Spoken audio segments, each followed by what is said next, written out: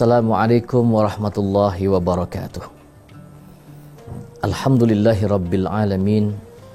Wassalatu wassalamu ala ashrafil anbiya'i wal mursalin Sayyidina wa maulana Muhammadin wa ala alihi wa ashabihi wa ajba'ihi ajma'in.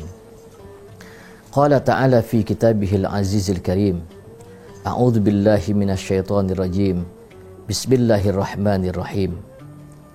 Wa id ta'addana rabbukum la in syakartum la azidannakum wa la in kafartum inna adzabi lasyadid.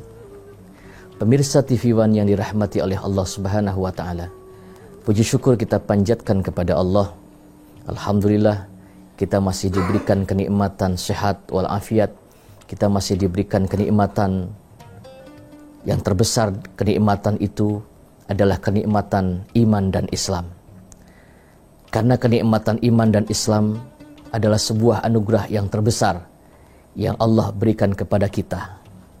Karena hidayah itu milik Allah. Inna alaina lal huda. Sesungguhnya hidayah itu hanya milik Allah Subhanahu wa taala. Maka kita patut bersyukur kepada Allah bahwa Allah masih menanamkan keimanan kita di dalam dada kita. Pemirsa TV One yang dirahmati oleh Allah Subhanahu wa taala.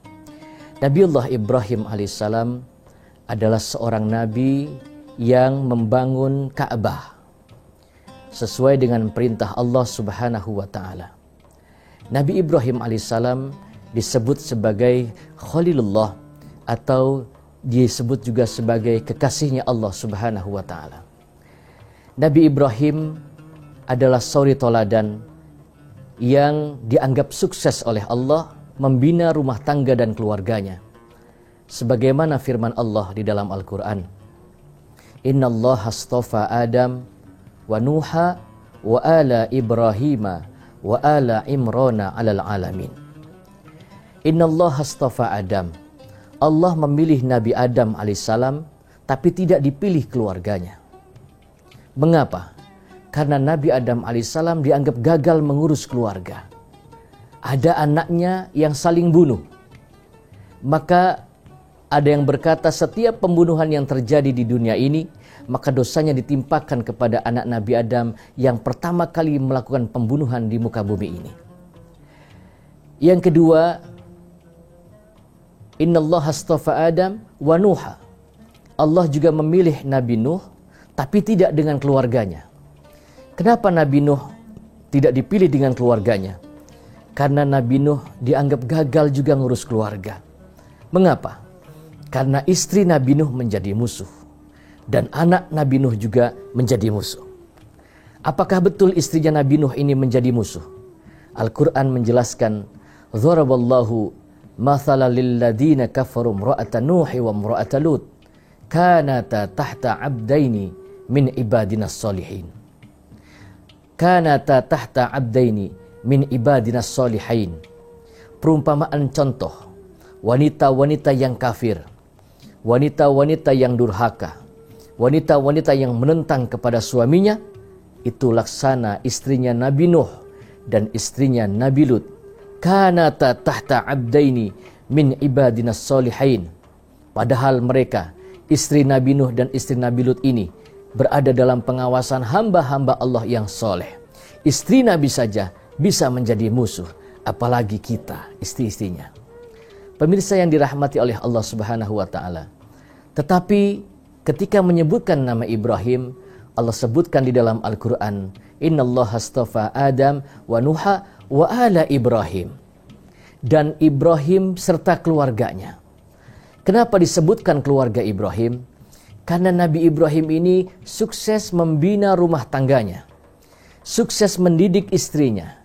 Sukses mendidik anak-anaknya. Bahkan anak-anak dan keturunannya semuanya hampir menjadi nabi dan rasul yang Allah utus ke muka bumi ini bersumber daripada anak keturunan Nabiullah Ibrahim alaihissalam. Nabiullah Ibrahim adalah seorang nabi yang khalilullah. Seorang nabi yang cintanya kepada Allah luar biasa. Satu ketika Nabiullah Ibrahim mendapatkan perintah dari Allah Subhanahu wa taala.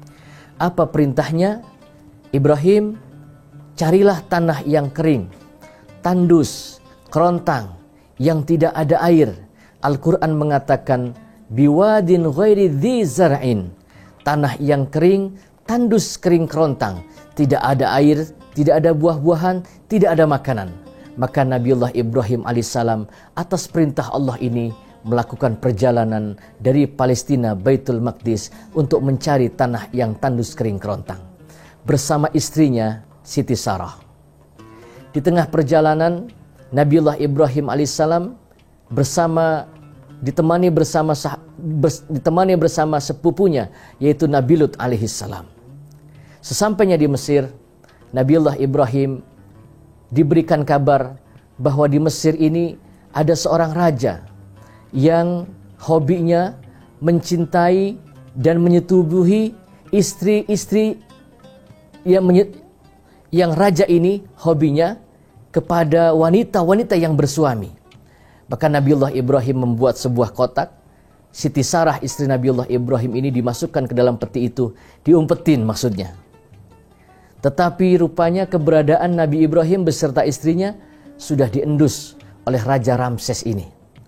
Lalu diculiklah istri Nabi Ibrahim alaihissalam yang bernama Siti Sarah dan dibawa ke dalam kerajaan Raja Ramses yang pertama. Begitu sudah di hadapan raja, raja ingin memperkosa istri Nabiullah Ibrahim. Begitu akan menyentuh istri Nabiullah Ibrahim, raja ini terjatuh tidak mampu.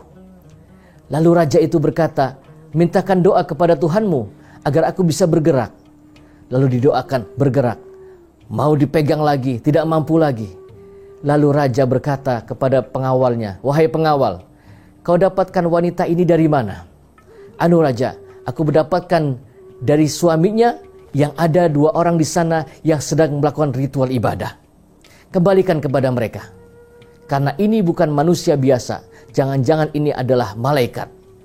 Siti Sarah dikembalikan kepada Nabiullah Ibrahim alaihissalam serta diberikan budak tawanan perang untuk membantu meringankan beban Nabiullah Ibrahim alaihissalam dan Siti Sarah.